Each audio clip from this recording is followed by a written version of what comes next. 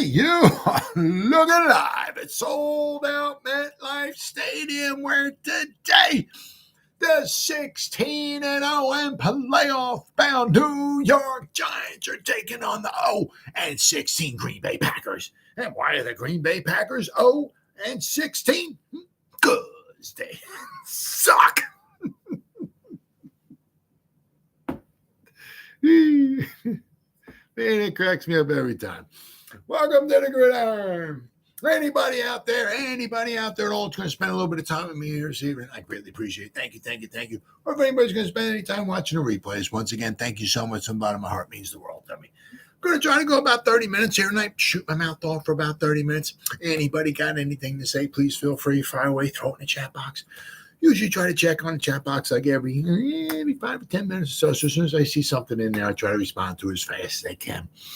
But also, instead of me just rambling on for half an hour, 45 minutes, or whatever might wind up being, it's just nice to talk to another Giant fan. So please feel free and fire away. Before I get started, if anybody wants to help support my channel out, it would mean the absolute world to me. In the description box below, the top link in the description box takes you to my membership page. I got 3 different membership levels. The first one's called the Saquon. The second one I got is called the Lawrence Taylor. And the third membership level I got is called the Gridiron. Each one's got their own little perks to them. So if you want to help support my channel out, it means so much to me. And I thank you in advance. Thank you. If you are subscribed to my channel, once again, thank you. I can use all the support I can get, guys. But if not, please go down below, hit the subscribe button, hit that bell icon. That way, next time I go live or I put a video out, you'll be notified. And it's free of charge. What do you got to lose, right? But if you are subscribed to my channel, thank you. And then finally, also a little farther down in the description box, there's 2 additional links. The top one's a Facebook link, which I'll go over in just a second. The one just below it, it's a Twitter link. It's always been Twitter. It's Twitter today. It'll be Twitter tomorrow. It's me anyway. 7 trillion years from now, it'll be Twitter. It's Twitter. Whatever letter of the alphabet Elon Musk wants to call it, that's on him. I'm not calling it. It's Twitter. Follow me on Twitter. I will follow you back. That's a promise. I usually try to put stuff in there every day, Giants related, of course. And then the link just above it takes you to my Facebook group. It's called the New York Giants, the Gridiron. It's a group. We have over 7,200 members in the group. It's doing simply marvelous, might I add. Basically, if I'm alive and breathing, and if I have internet access, darn near 365, there's stuff going in this group every day. And not only do I put stuff in there, but the members post stuff in it as well. So between me and the members, every day there's a ton of New York Giants information going in the group. It's called the New York Giants, the Gridiron. Please join it, become a member. You won't be dissatisfied. I promise. All right, with all the stuff said and done that way, out of the way with. Well, my man, Neal, stepping out of the womb. All right. Okay. I mean, every now and then you get some of these, like Dan Campbell, when he was in his first interview. I mean, I don't listen to, a lot. I don't have a lot of time. I mean, the whole speeches and reports and guys to other teams talking and stuff like this. So there's 800 trillion interviews and stuff that I miss. But just every now and then I'll catch one that's got a little kind of funny. But so Evan Neal, right? But I mean, the one with Dan Campbell when he was introduced as the head coach of the Lions, so we're gonna be biting some kneecaps off. I'm like, oh my God. All right, yeah, okay. That's not something you usually hear head coach talking about. Yeah, biting off kneecaps, yeah. But Evan Neal, all right, he's on the list with like the biting kneecaps. I'm not sure where stepping out of the womb ranks as far as biting off kneecaps, but I'd about have to put it in the top 10 or so. Evan Neal was stepped out of the womb to be an offensive tackle. Well, he better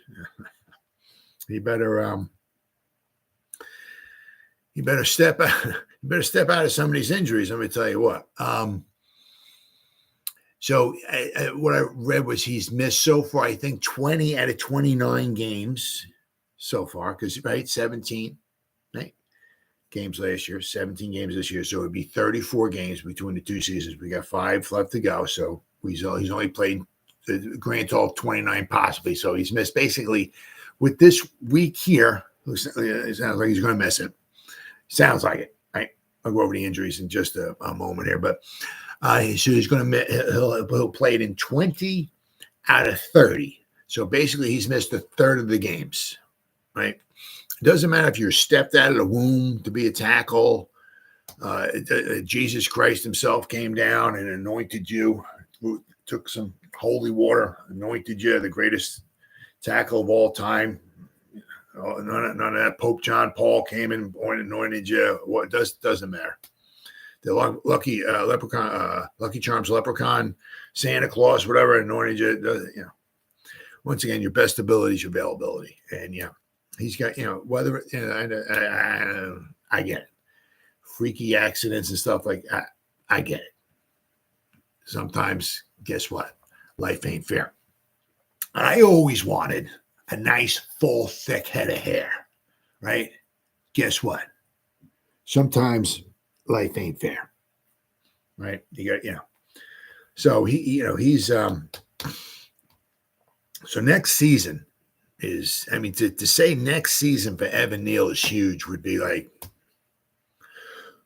the understatement of the year. It's huge because they got to before the fourth season, right? That Shane has got to think about. So after next season's over with, before the fourth season starts, I'm not gonna say sure what the date is. I was in June, July, whatever it is, but they have to think. Shane's got to, are we going to pick up the fifth-year option on him, which would be, which would save him some money. And the guy might have that Daniel Jones kind of thing kind of going on, right?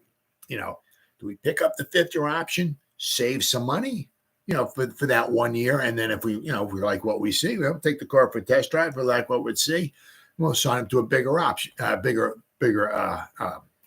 contract, right? So they have to do a little bit of thinking. It's going to be a big year for him. He's not only has to show that he can play better. Now, that doesn't necessarily mean that if he, they're not going to offer him a contract if they don't pick up the fifth-year option. It's just that the contract just may not be very good, But also, he's got to stay healthy. It doesn't matter. The one thing, is that there's no one more, obviously embarrassed and ashamed and all this stuff than Evan Neal. We it's amazing, what we do as fans. It doesn't matter what team we are. It doesn't matter. It doesn't matter if you're a Cowboy fan, an Eagle fan, a Steeler fan, a Patriot fan, Giant fan. It doesn't matter, right? We look at these players as pawns, right? We look at them. It's like, it's like, how dare you? Evan Neal, you let up a sack. You know what that did to me? You know what we our drive just stalled because of you. Do you know what that? How much that pissed me off. We never think of obviously their point of view or their from their aspect, right? So there's nobody more annoyed, embarrassed, pissed off, whatever, than Evan Neal. Right? We always seem to overlook this. But the one nice thing that I can certainly say is that, especially right, having Andrew Thomas, whether you hate Dave Gettleman or not, whatever, Andrew Thomas is a hell of a pick. Not only for his play, right, but just for his leadership, just what he brings to the team. Somebody that, well, not that Evan Neal really looks up to anybody because he's so freaking tall, but somebody he can admire. It's tough to look up to when he's 6'7", you don't look up to many people, but somebody just to have beer and pick his brains and stuff like that. We're so lucky we got Andrew Thomas. So lucky. But Evan Neal, he's going to do everything in his power, I believe, for the most part, to correct this situation. And basically, that's all you can ask.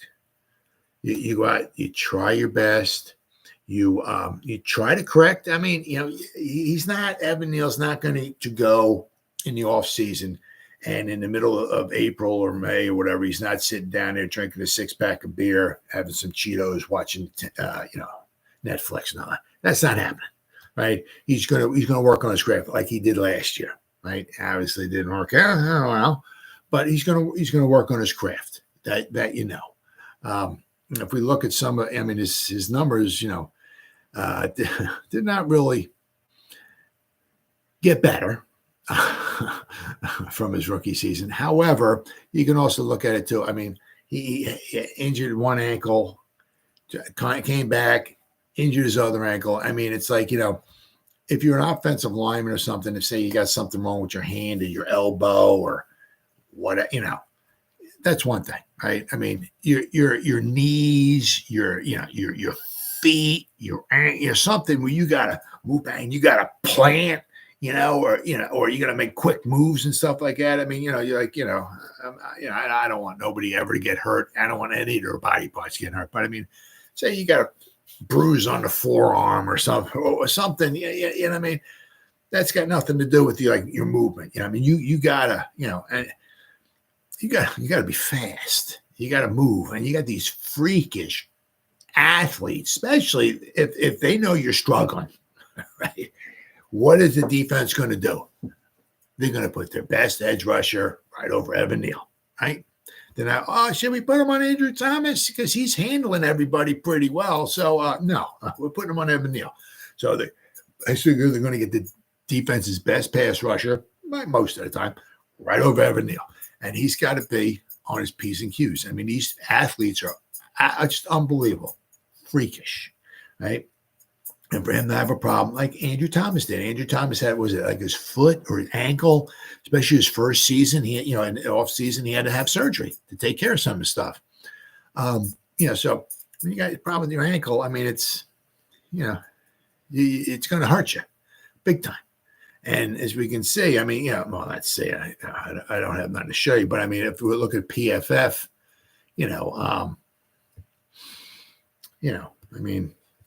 his overall, his grade, his offensive grade is a 39.8. His pass blocking, 38.5. His run blocking is a 51.1, which went up a little bit from his rookie season. His rookie season, his run blocking was a 48.1. Now it's a 51.1. But his pass blocking actually went down. But once again, last year he was injured. Last year he had the knee. He tried to come back, and when he came back, the first few games or whatever, looked like he was still hobbling. All right. Now we got the same. Now we have the problem with ankles now. So it's the same. So you're a tackle, and you pass blocking a lot.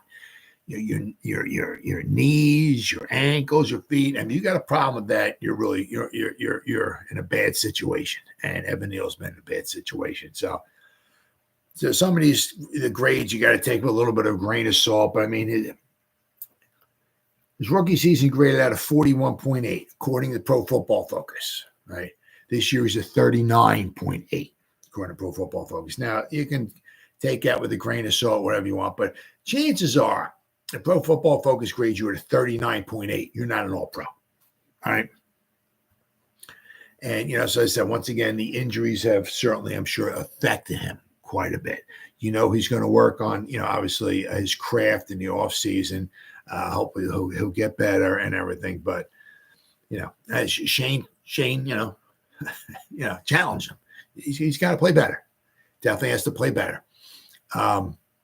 But he's also got to stay healthy. Because it's almost, it's kind of like how many years you're going to, go.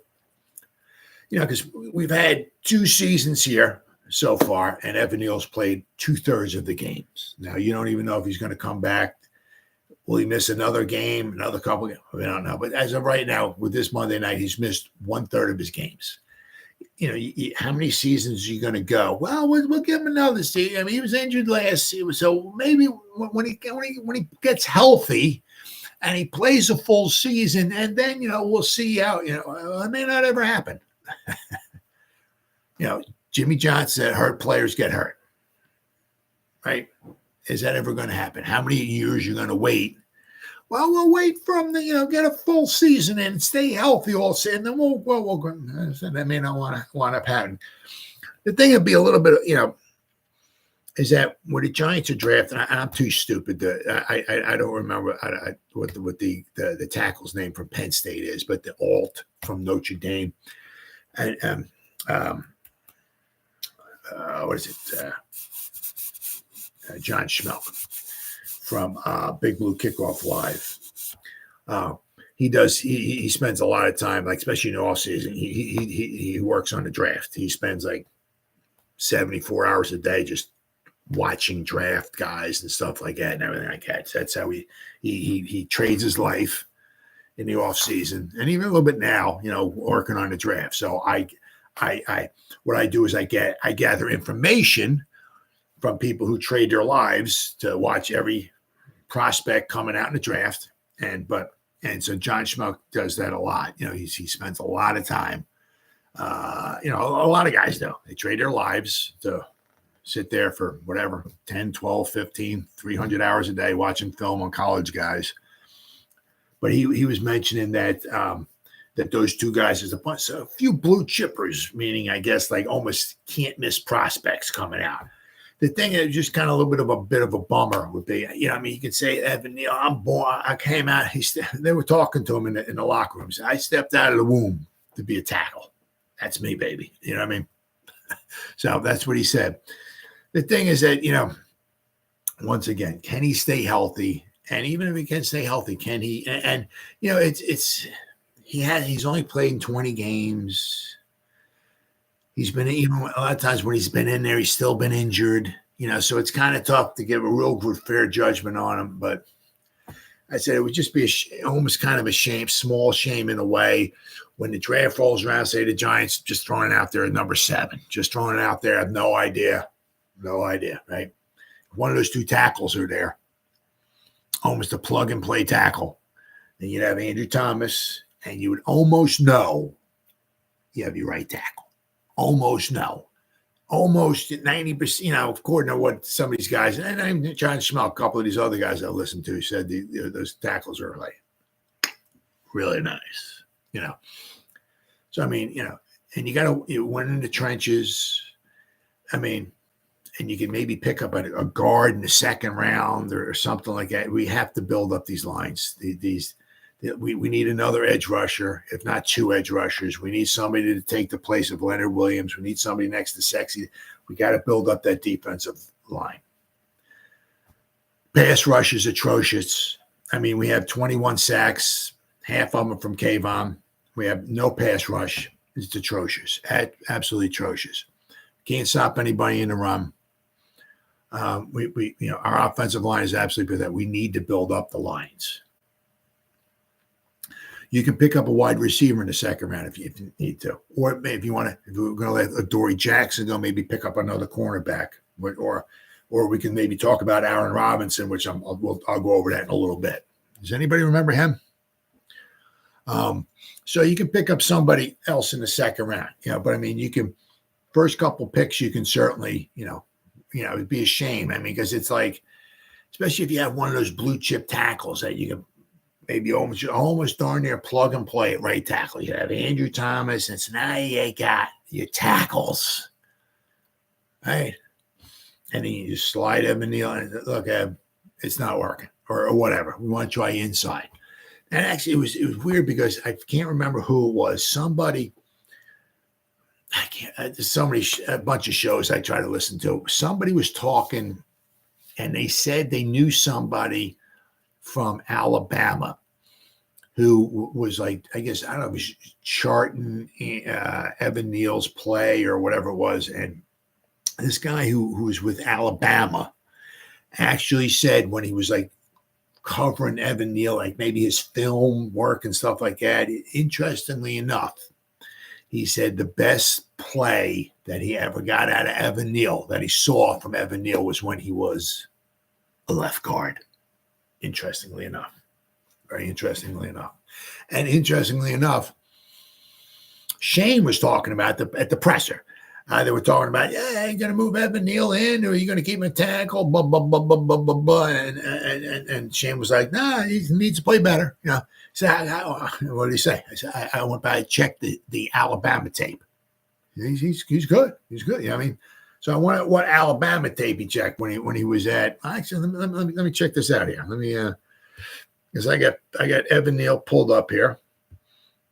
Let's go back to NCAA.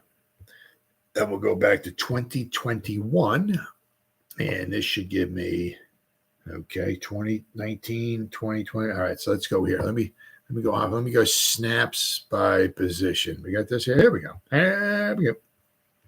No, that's not good. That's not. Okay, hold on. Now, let me go offense here. Offense, all right. So let's see. So he played his final season. He was a left tackle. Right, 2021. The whole time he was a left tackle. So it's 2021. Left tackle the whole time. 2020. Let's go to 2020. He was a right tackle.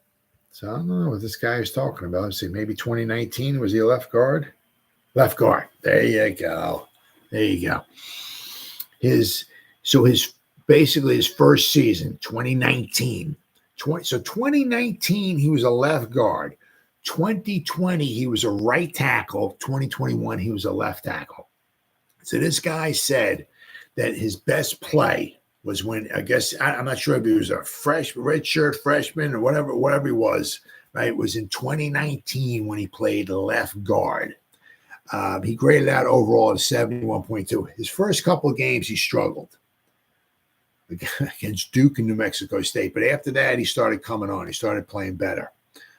He graded out a 71.2 overall in his first year of college, as a left guard. And then it was played right tackle.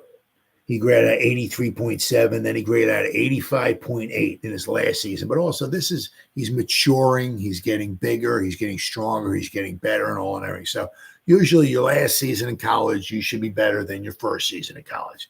So this guy, I can't remember who it was they were talking about, but he was talking about Evan Neal playing on the offensive line. He said he actually played the best when he was at left guard.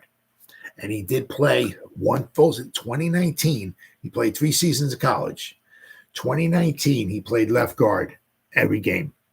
He was a starter every game at left guard. He played 723 snaps at left guard for Alabama in his first season. So, I mean, is that something to think about? Right? I mean, because you also look at it too, is that, if you move Evan Neal in, just say the left guard, what's going to happen, right? Is he going to get worse? Is it going to be worse? Could it possibly be worse than him out there at right tackle? So I'm saying, so if you come in here, right, I mean, you have John Michael Schmitz, right? Hope the center for the future and all that, he needs to get maybe a little bit, I don't know, maybe bigger, stronger, or whatever. Hopefully, working on his technique. Hopefully, he'll get better as time goes. A little bit better as time goes by. Each year that goes by, maybe he'll get a little bit better. Because he's had some good moments. He sometimes against bigger guys, because he's not the biggest guy in the world. Sometimes bigger, stronger guys bull rush him into the backfield. So he does have, he's good maybe on double teams and calling out signals and stuff like that. But he does have sometimes seems like he has a little bit of limitations as far as what he's able to do. Okay. But for all intents and purposes, I mean, especially if he can get a little bit better each year, you'll take that. Okay. So hopefully we have our center for the future, right? We got our tackle, right? Although as time goes, Andrew, I mean, he's not in his 9th season already, whatever, but Andrew Thomas, he's not in his 2nd or 3rd season anymore, right? But we get ourselves to, so if we're picking 6th, 7th, 8th, one of those tackles is there, man, it'd be tough to pass up because it might hurt Evan Neal's feelings or this, that, but if you get him and you just put him in there, now you got your 2 tackles, you got your center, you got your 3 out of 5. Put Evan Neal in there right next to Andrew Thomas, right? As I'm saying, I mean, one thing Evan Neal has a problem with is the speed, right? You know what I mean? The guy's coming in and putting moves on us. You're not worried about that at the guard position for the most part. You're not worried about that. Evan's like 6'7". Was it 3? I don't know, whatever he weighed. I know he lost some weight and all that stuff, but he's maybe 335, 340. That's a nice size for guard. The 6'7" pretty big. I mean, that's kind of tall, but I mean, that 330, 340, whatever he is. I mean, he's perfect for in a phone booth. He's strong and all of that. He doesn't have to worry about, a guy trying, he doesn't have to worry about that. And then maybe pick up another guard in the second round. I mean, even John Schmelk was talking about that. He said in the second round, you could probably get a good guard. I'm not saying the offensive line would be fixed because I wouldn't dare ever want to say that, especially when we're talking New York Giants and offensive line in the same sentence. But, I mean, you can almost have that thing fixed maybe, but it is what it is. But Evan Neal, he's got, he's going to work on his craft in the offseason. I'm just, which is all you can ask. But the guy also has to stay healthy, too. He's got to stay healthy. I mean, as I said, he's already missed 1/3 of his games. How many years are we going to go? What is he going to miss another third of it? What is he going to miss another 6 games next season? And 6 games after? I mean, how long are we going to keep playing this? And I said it would be a real shame, to pass on a tackle that you knew you can almost just boom, plug and play. Well, anyway, so much for Evan Neal stepping out of the womb. So. Well, he's stepping out of the womb. We're not exactly sure when he's going to actually step back onto the playing field, but it doesn't look like it'll be this Monday night. That's for sure. Unfortunately, because he needs all the reps he can get. But hopefully when he comes back, he'll be somewhat healthy anyway. All right. So then I got this here. I mean, the Pro Bowl here. I mean, it's like, my goodness. I mean, and I seen this. One thing I first saw this. It was on what was it in the Facebook groups. I seen it. I don't do the Pro Bowl voting or nothing like that. But I seen I'm like, oh my God, I must be a part of. I joined like 35 different New York Giants Facebook groups, and so I saw that there was one of them that said. And they showed a stat. It said it was something like Dexter Lawrence isn't even in the top 10 of the Pro Bowl voting. I'm like, for the defensive line. I don't remember if it was the defensive line or the interior deal or what it was, but I was like, oh my God. I mean, in a way it is. I mean, it's almost like flag football. I mean, it's. I know a lot of the younger crowd growing up is it's kind of more like, a who's who, get the good stars in there, watch them, throw some touchdown during the game. There's not a lot of hitting there, and all. Nobody wants to get injured. Everybody's making way too much money. A lot of these guys don't want to get injured, with the hitting and all that stuff and everything. So so the Pro Bowl is nothing compared to what it was when I grew up. Back then it was a football game. Not anymore. But man, when I seen this is the omission of Dexter Lawrence's name from the first round of fan voting for Pro Bowl is eye popping. Neither he nor 2-time Pro Bowler Saquon Barkley was among the top 10 vote getters at their respective positions, as revealed on Wednesday. Wow. The Scottish Hammer, though, right? He was third in the NFL, but he was first in the NFC as far as fan voting. Cool. Kayvon was fifth in the NFL and third in the NFC at his position, outside linebacker, and Bobby Okereke, which is good. Very good. Very, very good. He certainly deserves it. He's fifth in the NFL as far as voting, I guess, for linebackers, and second in the NFC. And the Giants are the Giants in the best position to be selected. So, I mean, hopefully it'll be at least, I guess between Kayvon, the Hammer, I can't argue at all. If he gets selected, good. I think he deserves it. Okereke, absolutely, and Kayvon, yes, absolutely. Since fan voting is open across a variety of official league platforms through Christmas. So it's still got another couple weeks to go and all, but I mean, it's just taking on a whole new look, appeal, or whatever you want to call it. As I said, I know, like the way it is now, the younger crowd growing up, they get used to seeing flag football for the Pro Bowl. They'll get used to it, right? That's not, as I said, that's not what I've,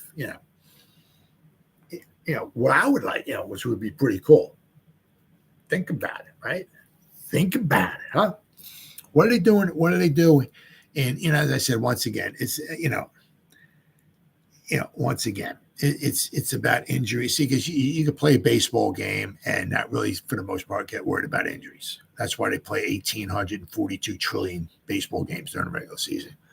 But, same thing with basketball and everything. But, so many guys are worried about getting injured. And I understand. I get it and everything like that, right? But, what do they do in baseball? At least I believe anyway, because I don't really follow much baseball anymore anyway. But what they did do, and I said, I'm not sure if it's changed, but what they did do, right? They played the All-Star game. Whoever won the All-Star game, say the American League, right? Then the American League wins the All-Star game. The American League has the home field advantage in the World Series. Wouldn't that be pretty sweet? Huh? Wouldn't that be pretty cool? Right? Think about it. Or something along the lines of making it beneficial to a team that won.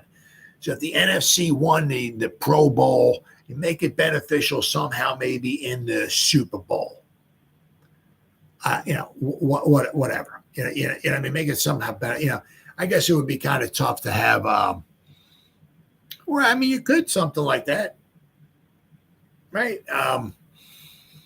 Make it where, they play in the home stadium of the team of the NFC. They say the NFC won, whoever the team that represents the NFC, they play in their home stadium, but the tickets are spread out. So you're not going to get, say the 49ers go to the Super Bowl. So their home stadium, you're not going to wind up getting, 95% San Francisco 40. The tickets are spread out, so it's the home team can't dominate, but something like that, right?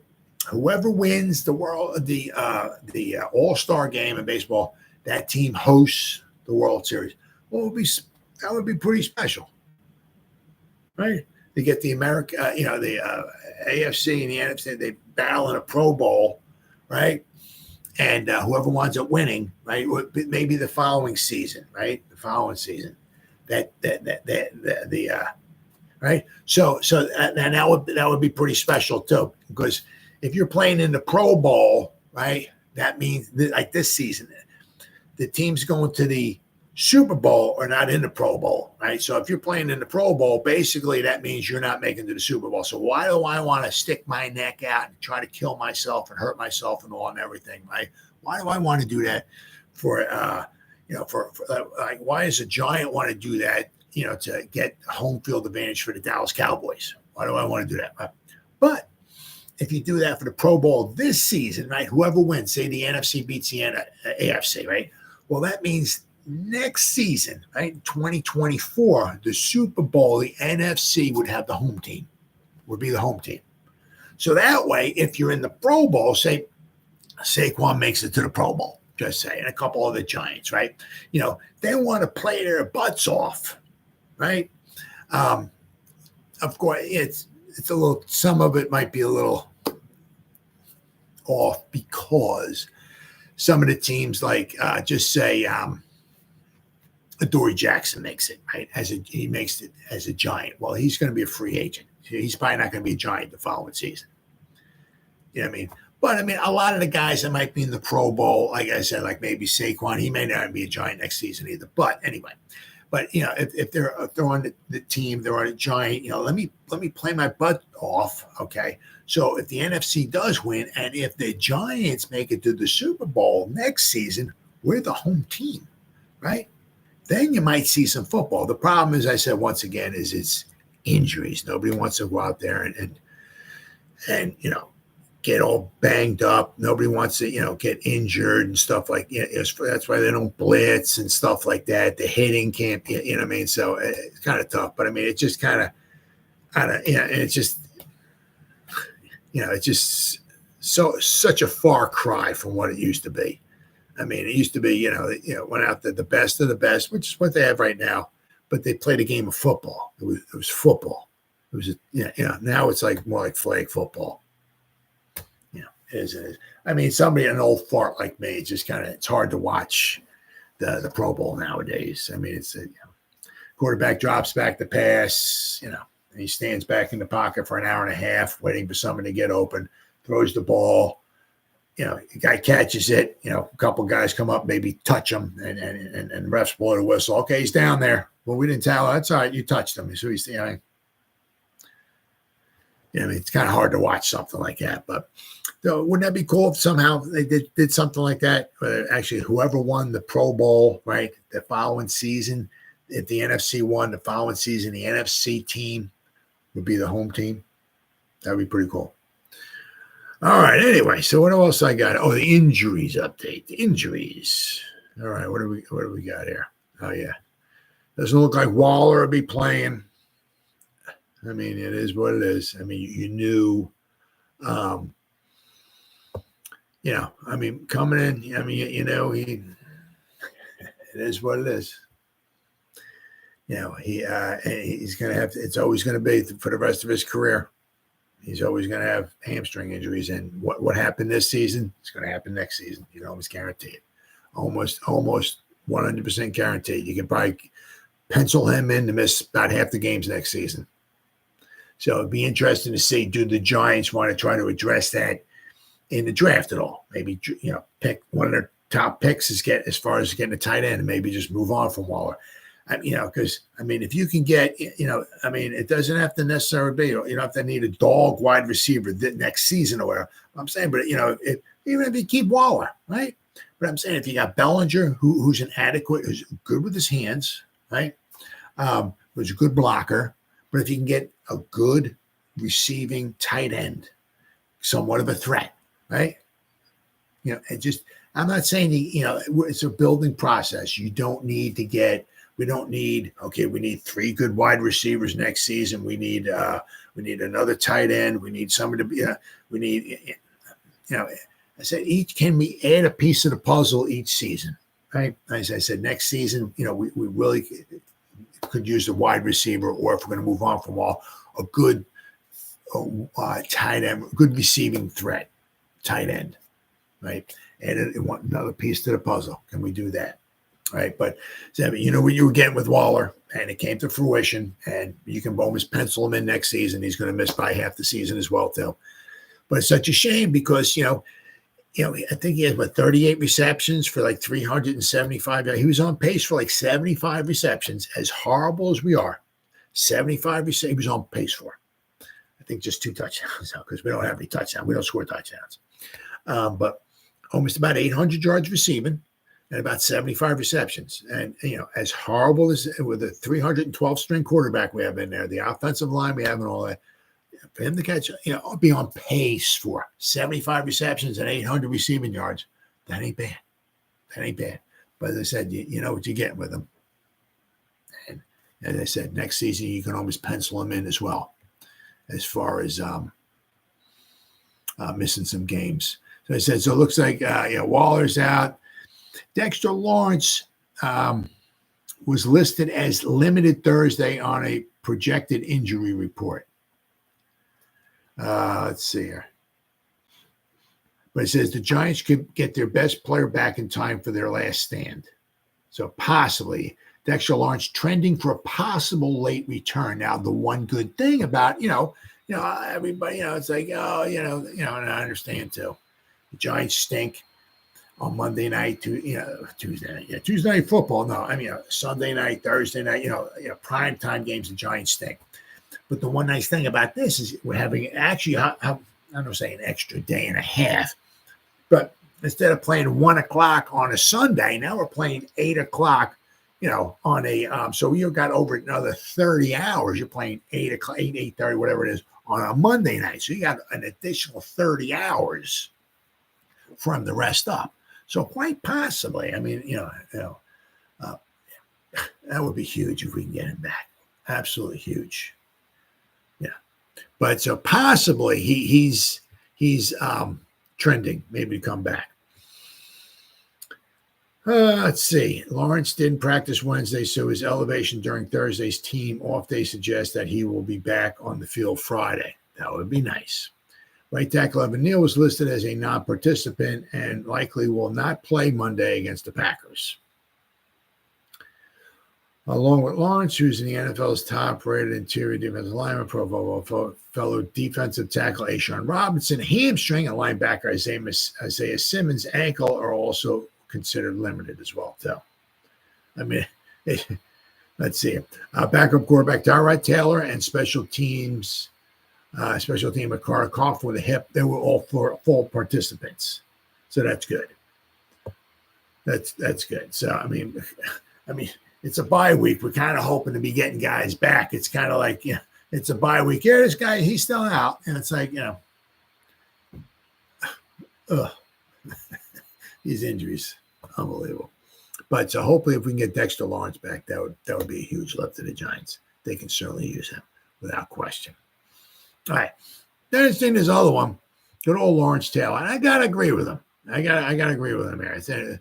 He said, Giants led Lawrence Taylor on today's rules. It'd be hard for me to play. Yep. Pro Football Hall of Famer Lawrence Taylor and on future Canton, Ohio inductee Tom Brady talked about the vast differences in the game from the way it was played from the 80s to 2020s. Taylor, Brady, and legendary sportscaster Jim Gray spoke about the differences in the rules during the latest episode of Let's Go podcast earlier this week. The former New York Giants linebacker told Brady he wished he could have played in his era.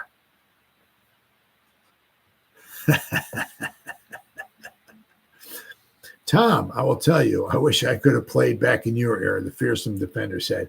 I could see how you did all what you've done because you've done more than any other player could even think about doing from an offensive point of view. If I'm going into the game and I'm thinking, how am I going to have to play you? Wow. I mean, that's a whole lot of work, man. You have some great skills, man. You should be very proud of what you've done. And I know you are very proud because when we look at the best and think about the best and reminisce about the best, your name's got to be at the top level. On the number one level right now. You're the number one guy in football that I haven't hit, okay? That I haven't hit. Oh, my God. All right. Taylor admitted he did not think he would be as good in today's game as he was in primetime because of the rules. Oh, yeah. The 7-time Super Bowl champion quarterback said he did not like the way the rules have shaped the current game. He says, I say the rules now are a lot different even than when I started, Brady said. And I've been on the record for saying this. I told Jim 1,000 times, I really don't like the way that it's gone because there's people like every time you would have hit the quarterback, there would have been a flag. And the reality is defenses should be aggressive. There was a hit on Patrick Mahomes last night where he was running out of bounds, where he wasn't even out of bounds. And, the quarterbacks need to learn how to throw the ball away. They need to learn how to read defenses so that they can get the ball out of their hands. I always felt like my best protection was getting rid of the ball. Even in my day, it would have been hard for you to sack me just because I knew how great you were and how fast I needed to throw the ball that day. Taylor said he could not understand how running back like the Philadelphia Eagles, DeAndre Swift could be fined for running over a defensive back. He said he probably wouldn't last a game. Gray asked if he would got thrown out or he got thrown out or would he have conformed to the rules. Have you ever known me to conform to anything? Taylor responded with a laugh. I would get thrown out. It's been hard for me to play. I may have ended the season owing them money, which is true. I mean, the amount of fines he would have gotten, absolutely. Taylor has 2-time Super Bowl champion and won the Defensive Player of the Year award in 1986. He was the MVP. He has 142 career sacks. Of course, which is true, but it's not true because, of course, his first season they didn't officially count the sacks as an official stat, so they didn't start. So that whatever he had, like 8.5 or whatever, 9.5, whatever it was his rookie season. So those weren't official sacks. So that's why in his career has 142, but he's only credited with like maybe 132 and a half, 133 and a half, or whatever it is. So it is what it is. But I mean, Lawrence Taylor, he did what he had to do at a particular time to get you down. I mean, did he ever want to go into a game and sometimes he did drugs and stuff like that. So I don't know what's going through his mind, but he did what he had to do. You know what I mean, to get you down. If that was grab you by the horse collar and yank you down, that's what he's doing. To come in there and hit you hard, hit the quarterback and stuff like that. That's what he's going to do. I mean, he nowadays it's like he can't even take some of it's like you can't even take a hit. He can't even like hit the. You know what I mean? It's like it is. I mean, to some point you can understand because how many games have been started this season by backup quarterbacks. It's just how many quarterbacks have been lost this season due to injuries. It really, I mean, it just basically, for the most part, you lose your starting quarterback, your season's almost kind of over with. Almost over with. I mean, whatever. 8 out of 9, 8 out of 10, 9 out of 10 teams, whatever. This season's pretty much over with. If you lose your starting quarterback, especially early on, I mean, it's tough. You're going to play 13, 14 games with a backup quarterback and try to go all the way to the Super Bowl. That's pretty tough. So I mean, I can certainly understand the rules trying to protect the quarterback because it's all about money. It's a competitive league. You want the quarterbacks in there. You want them to play. You want them to stay healthy and all. So I can understand that. But I mean, some of the rules are also a little bit ridiculous. I mean, it's like hitting the quarterback and you don't land fully on them. If you wrap them up and you're going to land on. Put your hands out. It's some of the rules. It's absolutely ridiculous what they have the guys have them doing. But Lawrence Taylor did, early on, I'm sorry, my bad. Later on in his career, his body was, started, you can see he was not the same person. You got, even in like 1990 when they won the Super Bowl, he wasn't the same as he was, and in 91 and 92, and he got injured, was it 92 he got injured, I think it was, and in 93 his last season, he wasn't the same guy. But I mean, he gave his body to the game, and he just started wearing down. He just can't do the things he was doing, back in 84, 85, 86. He had a bunch of injuries. A lot of injuries. Some he played through, some maybe he couldn't play through, whatever. But, he gave his body. So he started wearing down, toward the end of his career, obviously. But, he did what he had to do to get you down. If that was to come in and make a nice clean tackle, hit you hard, clean tackle, that's what he did. But I'm saying, hit the quarterback. I mean, it's not like, I mean, he's pulling you down. I mean, look what he did with Joe Theismann. He's getting you down.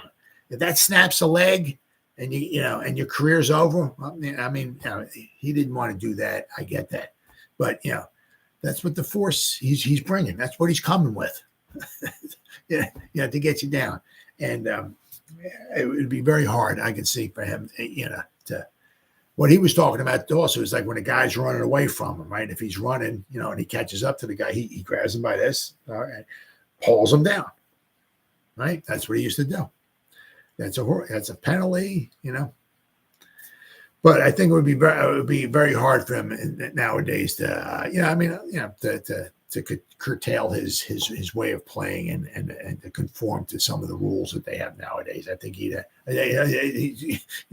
could be quite right. He said at the end of the season, with all the fines he might have throughout the year, he said he might make whatever $1 million a year, but he might owe $1.5 million in fines by the end of this.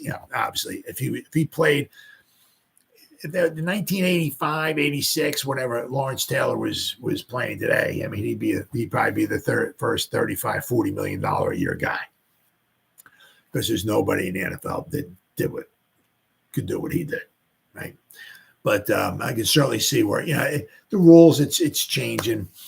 Now it's going to be also interesting because, because the scoring has been down this year, but that quite could possibly be because of all the injured quarterbacks that they've had. That's where some of the scoring has gone down, but the scoring per game has gone down. It'll be interesting to see. The defense is catching up, and the defense is getting that good. Is it just a lot of injured quarterbacks? Interesting to see, because if they start going a couple of years with a trend like this, where the points per game just starts coming down, it's all about this. It's all it's about. And you start getting boring football. Not saying attendance, but if maybe the TV, the people aren't maybe watching as much on TV, or attendance maybe goes down, and we start losing a little of this. We can't have that. So it'll be interesting to see if they start putting other rules in there. Like, we'll blindfold the defensive players for the first 3 seconds of the play. Everybody's got to wear a blindfold, right? Or they put a mask on, right? They get a certain helmet on, right? And it's all black. They call hike. And 1001, 1002, 1003, and then they can see, and then they have to it's gonna be interesting to see if the points per game continues to fall. Because we got some teams that are averaging like 11, 12 points a game or whatever. That's ungodly horrible nowadays from what we're used to seeing as far as scoring, right? That's unbelievably horrible. Be interested to see if they start thinking about changing some more rules or anything to make it for the offense. But I can certainly see Lawrencedale obviously having a hard time playing nowadays, without question, without getting fined anyway. I have a hard time doing that. And then finally, I seen this. This was also here in the Dexter Lawrence one. I seen this, right? The from the New York Post. They were talking about Dexter Lawrence, but it said, and I was kind of thinking about this too, because it's like, if we let, Adoree Jackson go, which looks like is a good possibility. We're going to let him go. It's like, who are we going to have? We got Deontay Banks, right? Is Trey Hawkins? They're high on Trey Hawkins, but is he going to be able to step up and be the number 2 guy or not? But it was like kind of dawned. It's like, what on Aaron Robinson? What's going on, buddy? Anybody getting anything? Anybody even getting a Christmas card from this guy? Is he still alive? Is he still on the play? What's going on? So I seen this at the bottom of this one article here. It says, former 3rd-round pick, cornerback Aaron Robinson, Aaron Robinson, hasn't yet returned to the practice after tearing his ACL and his MCL on October 2nd, 2022. So 14 months ago, he tore his ACL and MCL, and he's still not back. Unfreaking believable. It is possible that Robinson, who is under contract in 2024, spends the entire season on the physically able to perform list. Every injury is a little bit different, said head coach Brian Dable, but he's making progress. Enough progress? I'm not sure. So I'm not exactly sure what that means, because once again, Aaron Robinson, he came with Kmart. He came with the store. Shane and Dable have no affiliations with him whatsoever. It's like guys like him, Ellerson Smith, Shane Lemieux, guys who just cannot stay healthy. You're kind of wondering how much they're going to put up. With these guys who just cannot stay healthy. Aaron Robinson, let's see, let me pull him up here. He's played in a grand total. This is his 3rd season, of course. Not that he hasn't played this season, so he's going to miss the entire season, right? So he's played in. I pulled up his college stats. Yeah, so he's played a grand total of 340 snaps. He played in 268 snaps in 2021. Last season, he played in 72 snaps. Last season, he played in 1 full game against Tennessee. He graded out pretty well. Graded out actually a 73.4. He played 62 snaps. His coverage grade was a 72.4. 38 coverage snaps. Then, of course, and against Chicago, he wound up getting injured and he's out. But I mean, last year, in 72 snaps, once again, small sample size, he graded out 74.3. His rookie season, when he was 268 snaps, he graded out 62.2.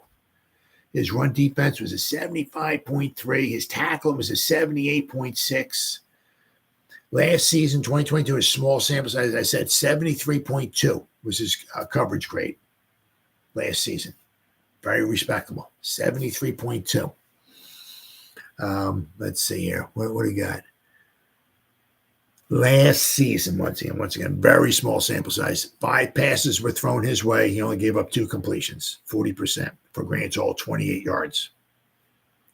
He had 1 pass breakup. It's just a shame. And once again, you look at it always from your point. You bastard, what is wrong with you? You never look at it from there. This is their life. There's nobody more pissed off or mad or this or that than Aaron Robinson is. The guy, we drafted him and he had a muscle core surgery. Like right after we drafted him, I think, I got to go under the knife. I'll be out for another 4 or 5 months because I got muscle core. It's like, what? He's always been injured, always, right? So, obviously, once again, you never look at it from his point of view. It's always the fans' point of view, how we're mad. Once again, because the guy's livelihood is, going down the toilet because the guy can't stay healthy. He had one of his seasons in college. He missed the whole season because of an injury. I believe it was the first drive of the season. I can't remember. Hold on. Got it right here. Wikipedia. Let's see. Robinson sat out his first year, with Central Florida as per NCAA transfer rules because he was with Roll Tide, but he transferred to Central Florida to get more playing time, I'm sure. He suffered a serious injury on the opening kickoff of the first game. Opening kickoff. 1/1,000,000th of a second into the opening game of the opening season, he suffered a serious knee injury, right? So he, let's see, it's just a serious injury. First game. So on the opening kickoff of his first game with the team, and missed multiple weeks of his red shirt sophomore season. So. So he's had some injury issues. Definitely had some injury issues. Yeah. And he's had nothing but injury here. Guy can't. The past 2 seasons, I think he played 72 snaps. He's going to miss this entire season. The guys come back from ACLs like in 10 months or whatever. He's been 14 months and he's still it's ACL and MCL though. Okay. But, at least you hear something about the guy. The guy's 14 months and doesn't look like he'll be ready to play at all this season. He's going to miss the whole freaking year. He's going to miss this whole season. He missed November. He missed the final 3 months of last season. This whole season here.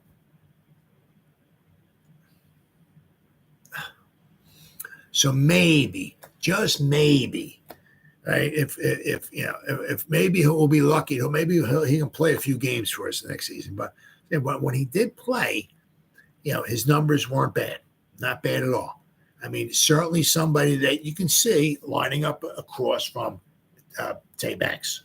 I said because especially he's good in the run game, very good in the run game, right? So certainly somebody you can see. Keep your fingers crossed. He could be our cornerback number 2. Right, you got Flott in the slot, Banks, and maybe Robinson or maybe Hawkins or whatever. So maybe we have our cornerback number 2 on the team, right?